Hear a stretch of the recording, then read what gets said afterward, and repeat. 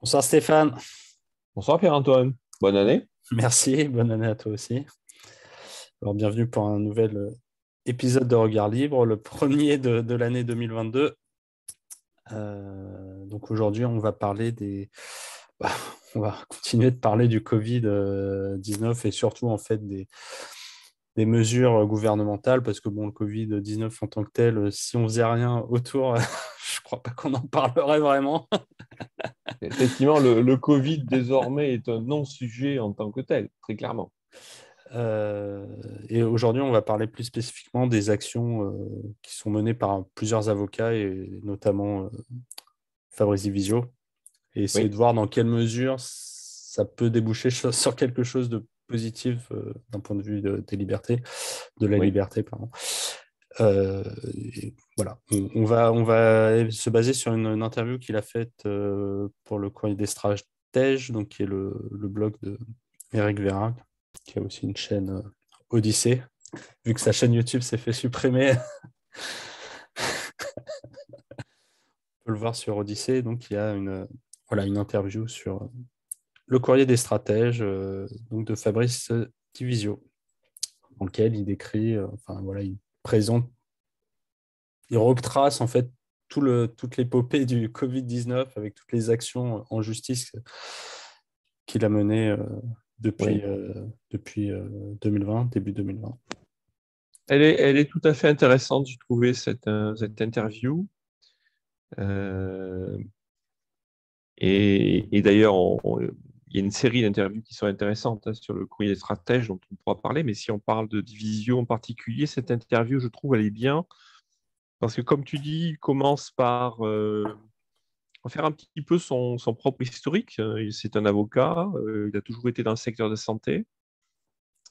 Et il commence par, voilà, par dire que c'est forcément un secteur qu'il connaît bien, mais en tant qu'avocat un peu spécialisé, il n'était pas forcément au départ préparé à à connaître le parcours qu'il a connu. Il était déjà manifestement actif pour considérer que le secteur de la santé en France, c'est pas celui aussi que le monde entier nous envie, comme on dit souvent, hein, que le secteur de la santé est en fait bien plus euh, problématique, pose de nombreuses questions en termes de droit et même de pertinence en général. Donc, il était dans ce contexte-là.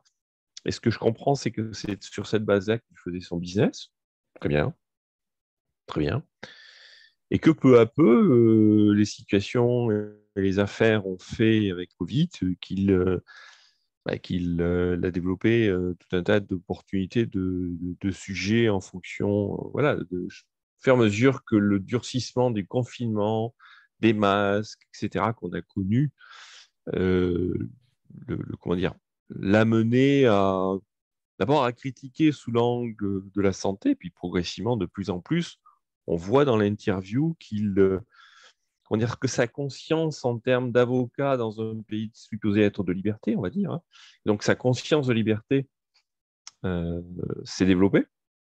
Non pas qu'il n'en avait pas, hein, mais que ça a clairement venu au premier plan, beaucoup plus, Il a peut-être jusqu'à, pour... réalisé, voilà, il a réalisé, c'est enfin, ça, face voilà, au mur qu'il avait en face de lui, il a peut-être plus réalisé ce ouais. qu'il intuitait peut-être avant. Je pense que c'est ce qu'il dit, effectivement. Alors, on laissera nos auditeurs lire l'article, que je pense vaut le quart d'heure de lecture, clairement.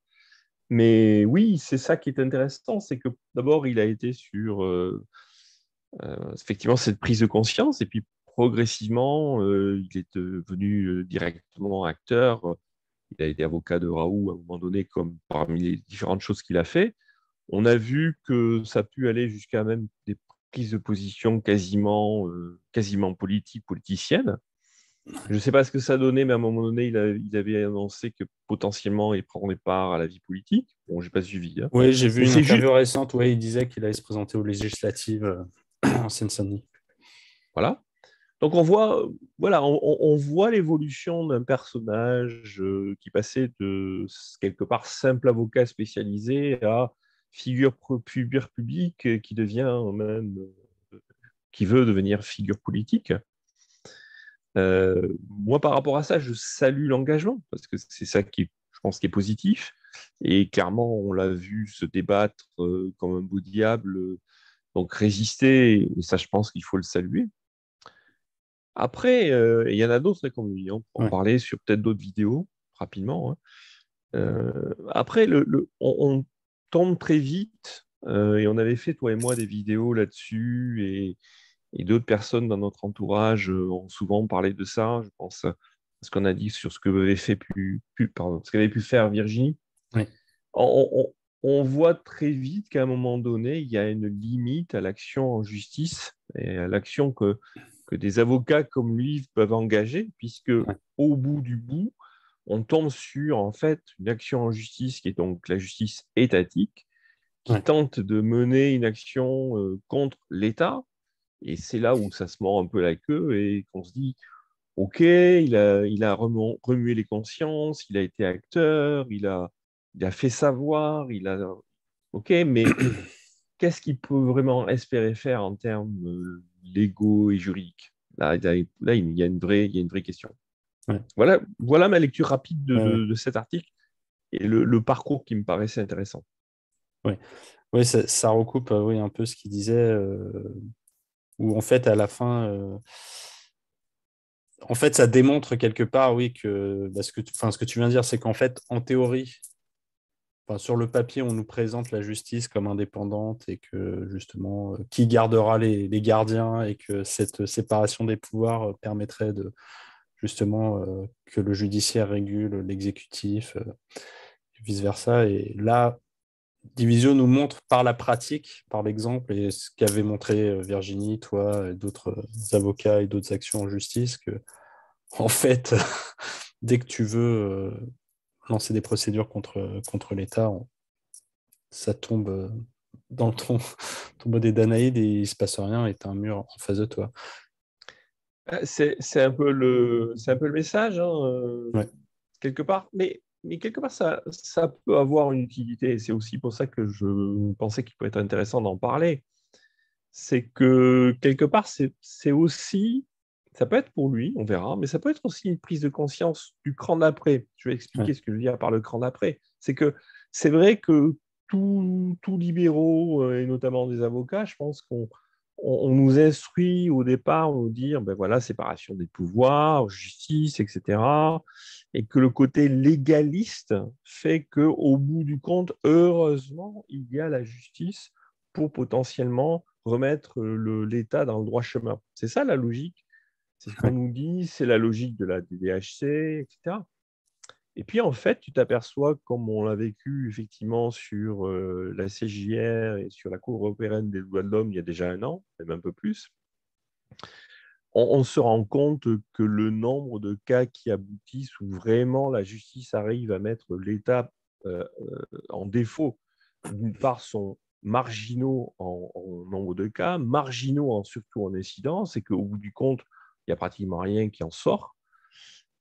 Donc l'efficacité finale de l'action en justice, elle est au mieux, allez, oui, marginale, ouais, anecdotique.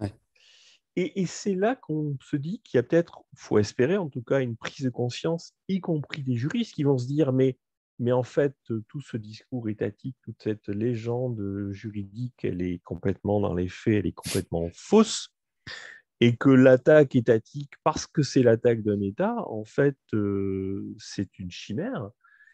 Et moi, ce que j'espère, c'est que ceux qui nous écoutent ou que des gens comme Divisio et autres, on va se dire, mais en fait, tout ça est très cohérent.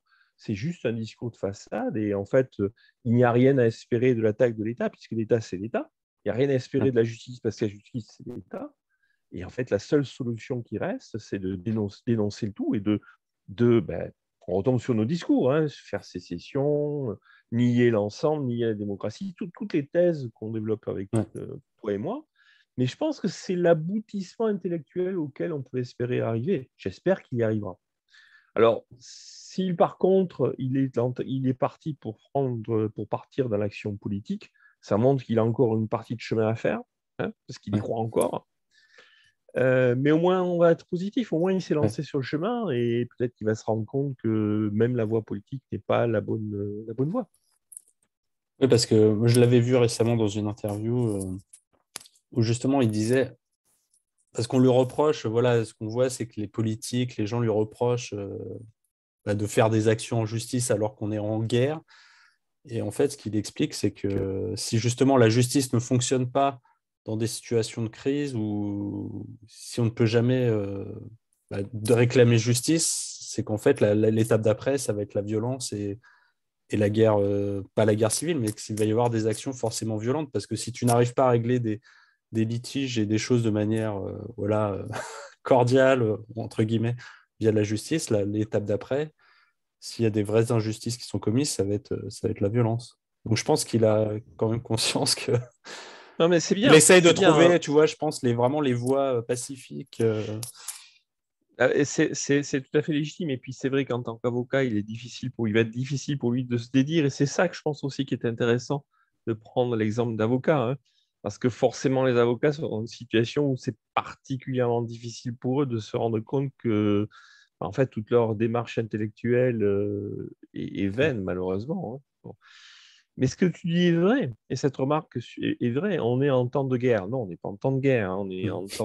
On est en état d'urgence. C'est très, très différent. Euh, mais ça relève de l'arsenal et des stratégies de l'État, hein. L'État, de toute façon, pour pouvoir prendre du pouvoir, cherche de toute façon à sortir du régime pacifique qui est censé être le sien. Donc, le fameux État de droit, hein.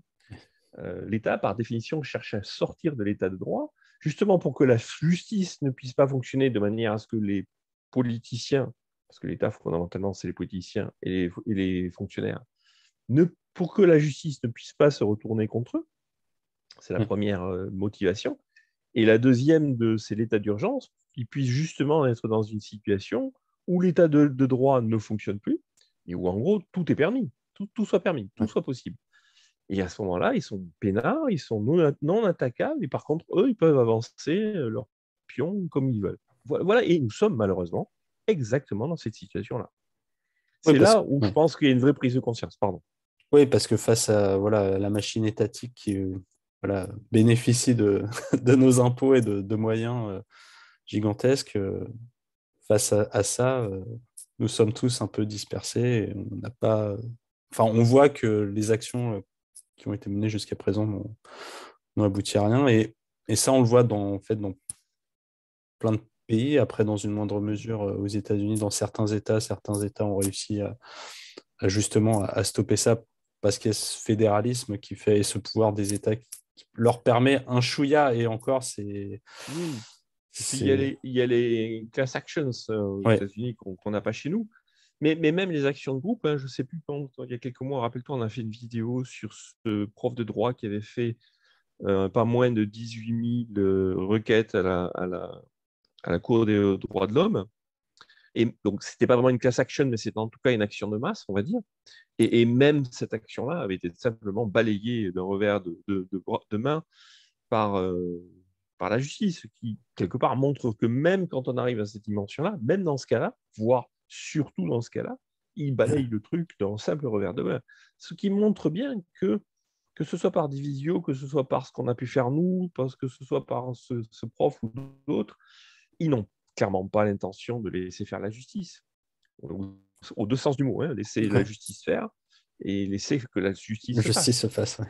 Voilà. Donc voilà, tout ça pour conclure, en tout cas, de mon point de vue, que le parcours est intéressant, le témoignage, je trouve, est intéressant.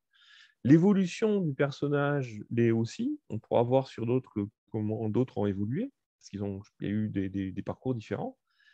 Mais dans tous les cas, on voit que l'aboutissement, c'est ils vont se trouver dans une situation où leur position traditionnelle d'avocat et comment dire, j'allais presque dire de croyant dans la justice, se trouve forcément en porte-à-faux. Et donc la question, c'est comment ils vont en sortir.